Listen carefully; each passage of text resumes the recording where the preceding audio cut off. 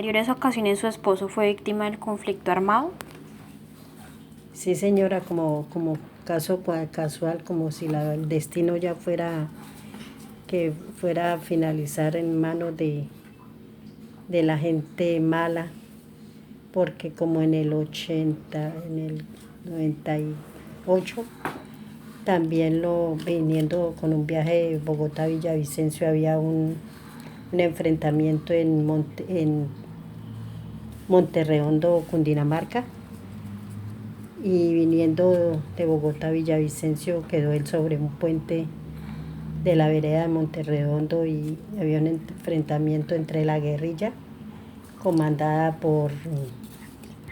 en ese entonces por ese señor que actualmente vive y sigue en la clandestinidad con ese señor que se voló, ¿cómo es que llama? Santeril. Entonces, ese fulano fue el que estaba enfrentado contra el ejército. Entonces, estando mi esposo pasando por el puente de ese corregimiento, le tocó parar y entonces el ejército lo cogió al camión de trinchera y quedó mi esposo en la cabina y uno de los tiros le dio en una pierna, hiriéndolo y le acabaron casi el carro a plomo porque la guerrilla, por ir a darle al ejército, entonces sacaron fue con el camión porque pues ellos se trincheraron debajo del camión. Y sobre todo eso tengo denuncios, tengo fotos, todo eso fue aclarado ante la fiscalía y todo, y tampoco pasó nada.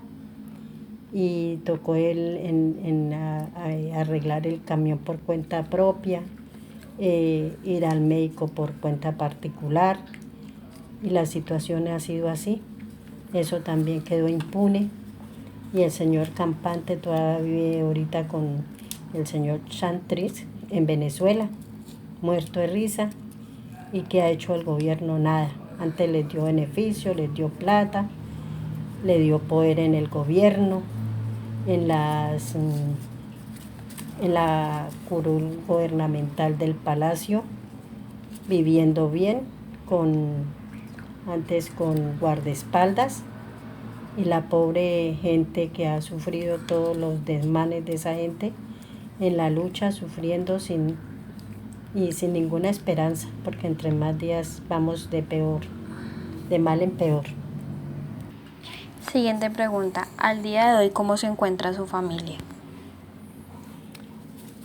Pues al día de hoy, gracias a Dios, aprendimos a vivir de, de nuestras fuerzas, de la mano de Dios siempre, y luchando, pues de todas maneras al comienzo fue duro, pero le pedimos tanto a Dios que aprendimos, porque de todas maneras cuando estaba mi esposo era el eje de la casa, el que lo daba todo. Yo por mi parte pues no movía un dedo estando él, y me tocó aprender a luchar, a vivir, a sacar mis hijos adelante.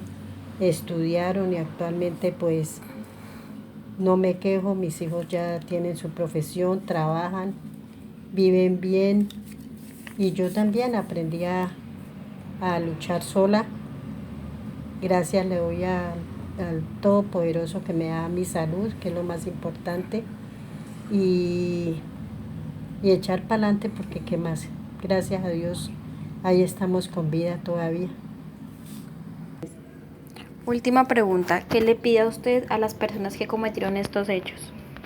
Eh, pues yo de todas maneras ya más o menos eh, pude conversar con los asesinos de mi esposo, y lo único, yo como afectada de ese terrible crimen que hicieron, la verdad, y que me digan dónde lo dejaron, que es lo más importante que yo necesito antes de morirme, saber dónde lo dejaron, ir y traerlo y darle su santa sepultura, para saber si llega un día de Navidad, un día de cumpleaños, saber que puedo llevarle una flor donde esté.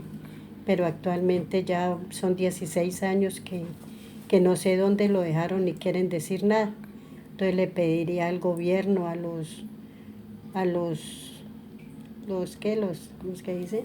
Los culpables que paguen por todo lo que hicieron, y yo soy una de las personas que de pronto perdono pero no olvido, porque así como lo hicieron con mi esposo, que era una persona honesta, que no debía nada, inocente, acabaron así. Hay mucha gente que conozco con esta afectación que hicieron conmigo.